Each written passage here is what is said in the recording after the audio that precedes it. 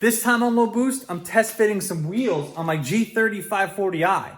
But the same principles will work on your car too, so if you're interested in doing that, stay tuned. Make sure you stick around to the end of the video because I actually have a coupon code that's gonna save you some money the next time you buy some car parts.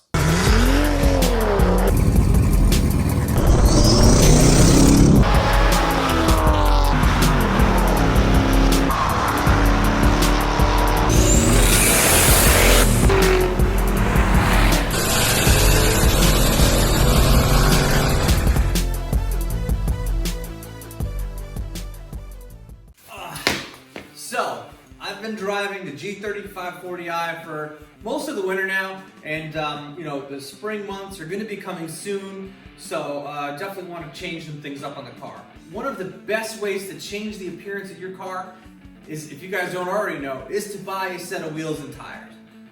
The only problem is when you're buying wheels and tires for the G30, I can't just go on Facebook Marketplace like I could for all of my older BMWs that are 5x114 or a 5x120 bolt pattern.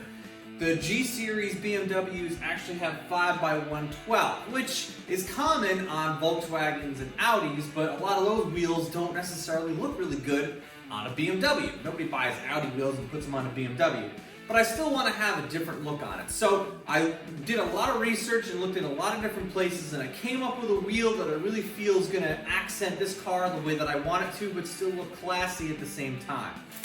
Now, this is the base model wheels that came on the car. They're 18x8, and the ET is a 30.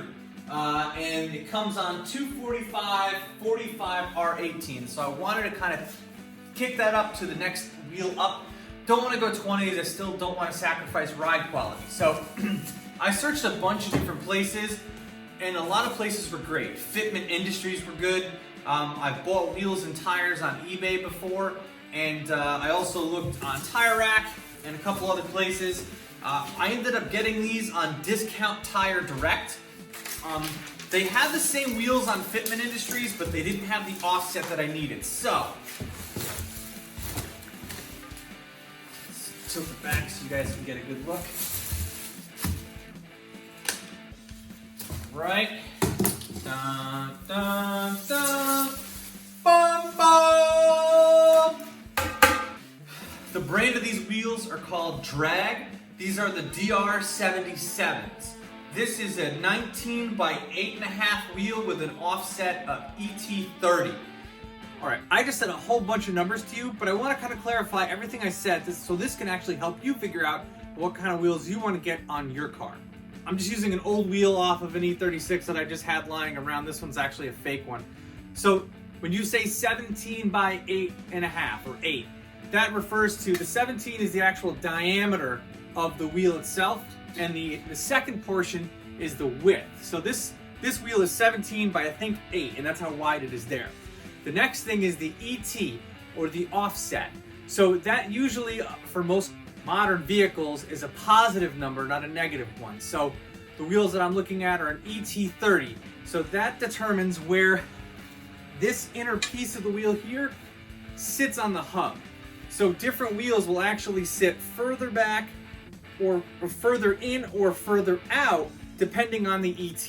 The larger ET that you have, the further recessed it is as far as positive, right? So ET45 would be here, ET35 would be here, ET30 would be here, and the further it sticks out. There's a caveat to this. So if my ET was too high and would sit inside of the car more, this could hit your suspension components, which you don't want that to happen. But it could easily be fixed if you wanted to use a spacer that would spot it out a little bit like this. The problem is if you get an ET that's too low, like say ET20 on my car, it would stick out too far, it would poke, and there's no way to actually make it go in at all. So if you want to err on the side of caution, you might want to get an ET that's a little more recessed, so a higher positive ET, as opposed to a lower one, just to be safe. But you always want to be able to match your car to close to the specs that it came from the factory, and here's a great tool to do it. So the easiest way to figure out what your car actually is to just do a quick Google search based on your wheels and your tires. You can also look at your tires and see what the tire size is as well. if you go onto this application or just a website, you can do it from your phone, iPad, or anything. It's called willtheyfit.com. As you can see above, you type in the original tire size and wheel size that you have here, and then you type in the proposed new tire size and wheel size that you have here.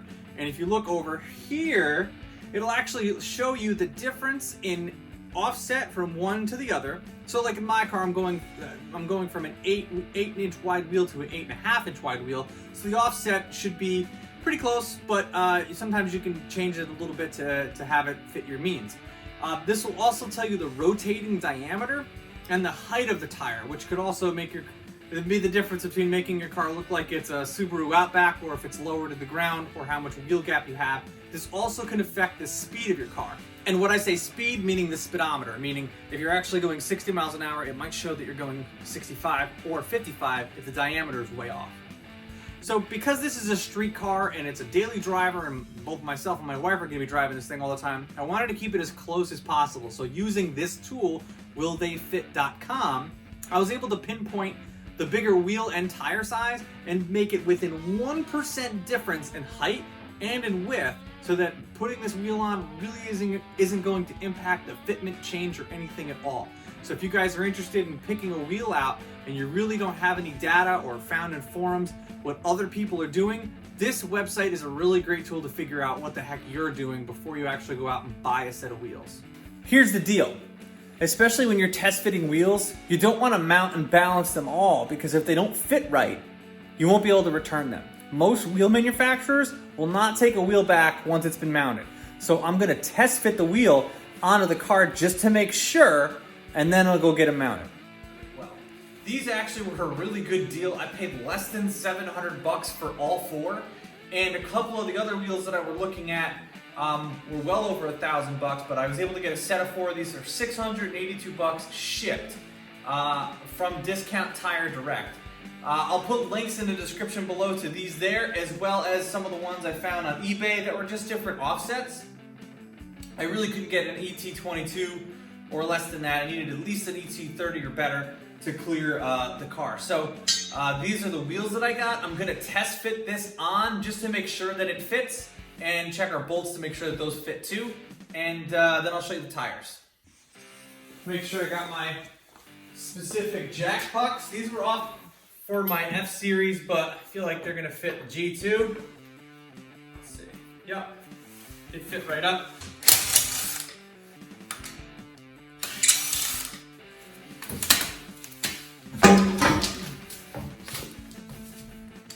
Okay. I'm gonna have to double check, but sometimes the cone on the aftermarket wheel is different and they're rounded. It doesn't seem to be that way now, but I'm going to double check with the manufacturer to verify.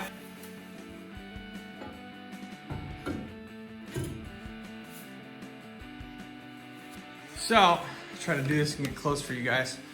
You can see, good thing I didn't get different back spacing, because I have space there, which is fine.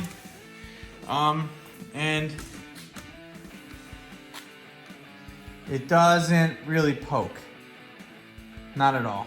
I mean, once the wheel goes down, it's hard to see from here, but it's not sticking out past the fender. So looks to be pretty good, pretty perfect. Then I'll have the wheel mounted up, the tire mounted up. I'll show you guys that now. Next up is actually picking out a tire that's gonna be perfect for this application. Now, it's on my track car, so I don't need, RA71Rs that I swear by on my track car. Also didn't want to get all seasons, because I have those on the stock ones, and I might get snow tires because this car is driven year round. So I got these Dunlop Dureza DZ102s. They have a really great channel that's 4 great channels that are great for the rain, but the compound of this is still considered a high performance summer tire. So this is not something you want to drive in the snow, but it'll be great during the summer and even in a little bit of the wet.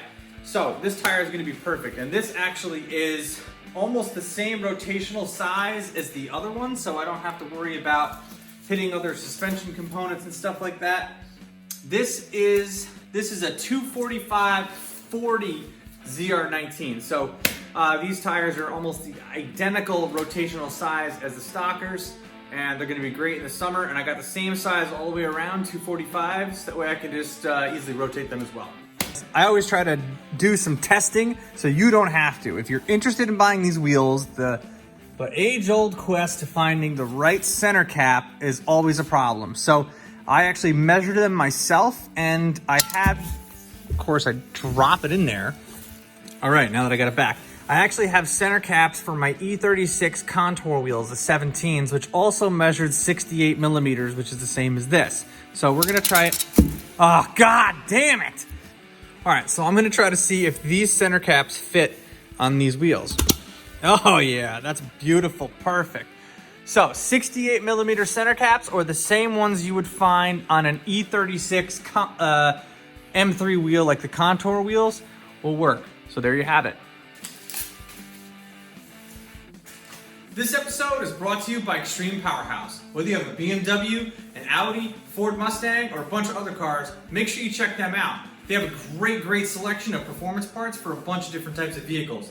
And if you go on there and use the coupon code LOWBOOST, all one word, you get access to some extra special discounts. That about wraps it up for this episode. Next, I'm gonna get the tires to get mounted and balanced, and when the weather clears, put them on the car and actually check it out and see how it goes. So stay tuned to all my updates on this car and a bunch of other cars that I have. Make sure you guys hit that subscribe button. Thank you very much, and I'll catch you in the next one.